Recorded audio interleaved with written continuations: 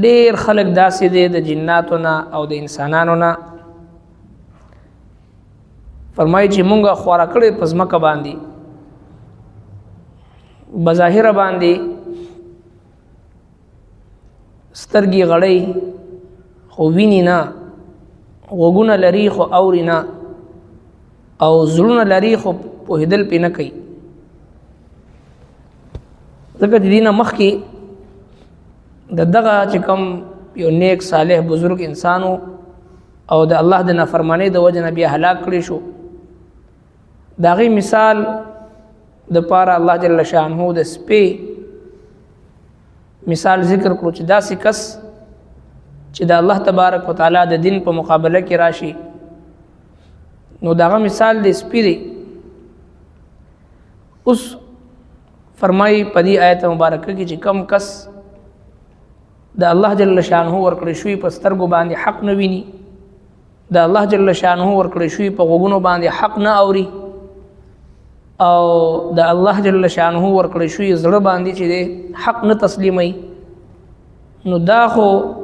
زناور دی خو د زناورو نه هم بدتر دی ځکه چې ډېر زناور داسې وي چې هغه په خبره پوهېږي سړی ورته آواز وکړي مالک ورته آواز وکړي نو اوري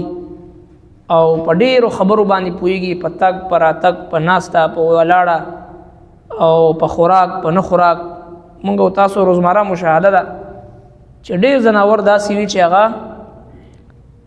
د مالک په اشارو باندې د مالک په आवाज باندې چې هغه ودرېږي منې کېږي مالک یې د یو څیز نه منې کړي نو منې شي ورته وایي ځه نو ځي ورته راځه نو راځي نو چې کوم انسان داسې وي چې هغه د خپل مالک حقیقي د رب کائنات आवाज اوري حي على الصلاة حي على الفلاح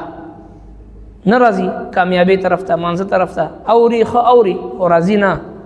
نو دی مطلب دا چې غوږونه شته دی بظاهره باندې خو اورېدل پې نه کوي زړه شته دی الله تبارک وتعالی دا زړه ورکړی دی د پاره دی چې دا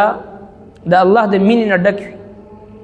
دا زړه ورکړی دی د پاره دی چې د الله د خوف نه د الله یری نه د الله محبت نه د الله د دین نه د الله د کتاب نه ډک وي خو دغه زړه د دنیا د محبت نه ډک وي د حسد نه ډک وي د بغض نه ډک وي د کینې نه ډک وي د حرص او طمع او د لالچ نه ډک وي نو دا بظاهر باندې زړه شته دی خو دی په کوم مقصد د پاره د زړه ورکړی شوی دی په هغې باندې دا نه چلی نو فرمایي د داسې انسان مثال چې کوم دغه اندامونه په غلط ځایونو باندې استعمالوي د دې مثال د زناورو دی بلکې زناورو نه هم بدتر دی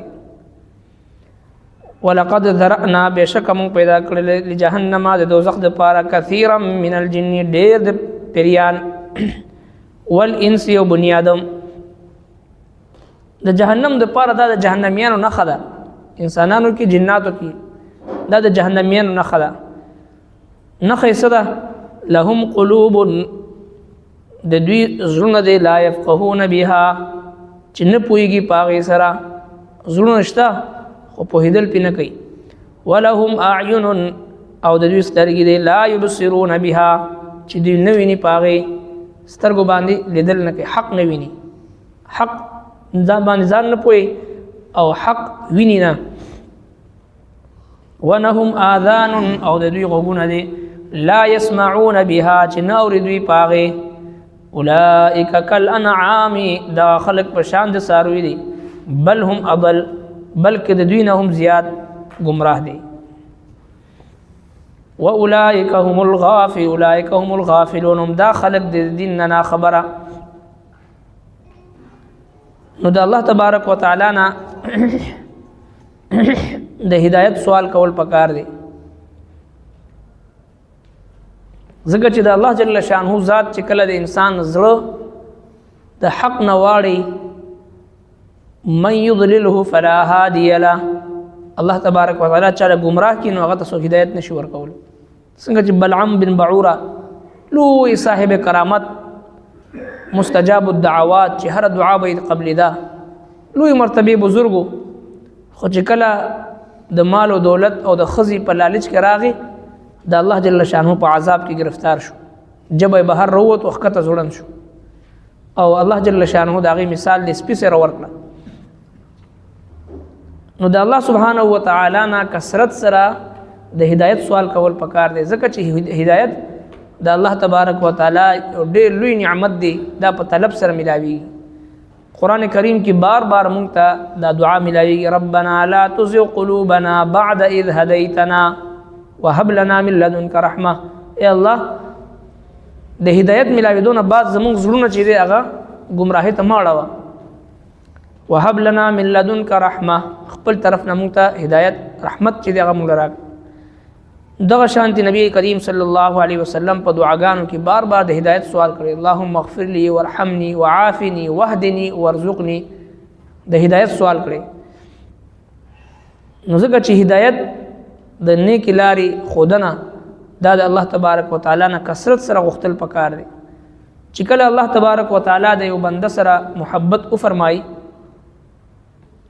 نو بیا الله جل شانه هغه ته نیک لارې اساني او د ګناهونو نه د حفاظت کوي. حدیث پاک مفهوم دی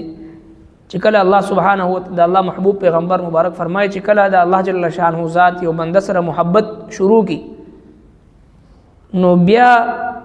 د ګناهونو نه دغه داسې حفاظت کوي څرنګه چې تاسو د خپل د بیمار حفاظت د اوبو نه کوي چې کله هغه د پاره اوبو نقصان دی. هر یو فرد د کور چې دا کوشش کوي چې ته اوبو اون رسیږي په د باندې اوبو ساس کې مپرونځي دغه د حفاظت کوشش کوي. نو چې کله الله جل شانه د یو بنده سره محبت شروع کړي نو دغه شان د ګناهونو دغه حفاظت کوي. نو د هغه کس مثال چې هغه د الله تبارک و تعالی محبت نه خپل زړه خالص ساتي، د الله د دین نه د الله د علم نه خپل زړه خالص ساتي، نو داغه مثال دا سیده چې زړه په ظاهر باندې شته دي خو لهم قلوب لا يفقهون بها، پغې باندې پوهیدل نه کوي. د دنیا په مهارت د مال دولت ګټلو باندې خو پوهیږي، خو چونکه د الله جل شانه معرفت د پاره، د الله جل شانه د پہچان د پاره، د الله محبت د پاره د زړه راکړې شوې دي. ځکه حدیث پاک کې راځي چې قلب المؤمن بیت الله، د مؤمن زړه دا د الله کور دی. پکار د چې په دغه زړه کې د غیر محبت نه ہو، جسم عبادت کا دھوکا مخلوق کی وہ تعظیم نہ کر، جو خاص خدا کا حصہ ہے بندوں میں اسے تقسیم نہ کر. دا زړه دا د الله رب العالمین د محبت د پاره دی، دا د غیر محبت د پاره نه دی چې موږ او تاسو د دنیا محبت نه ډک کړی دی،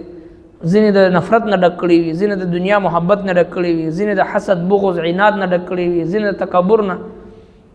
نو لہذا قرآن کریم وایي چې کوم خلکو خپل زړونه صفا کو، قد افلح من تزکا قد افلح من زکاها، کامیاب خلک هغه دي چې خپل زړونه پاک د دنیا محبت نه، د کینې نه، د بغض نه، تکبر نه خپل زړه چا پاک کو بس دی کامیاب شو. دوه جهان سردار مبارک فرمایي چې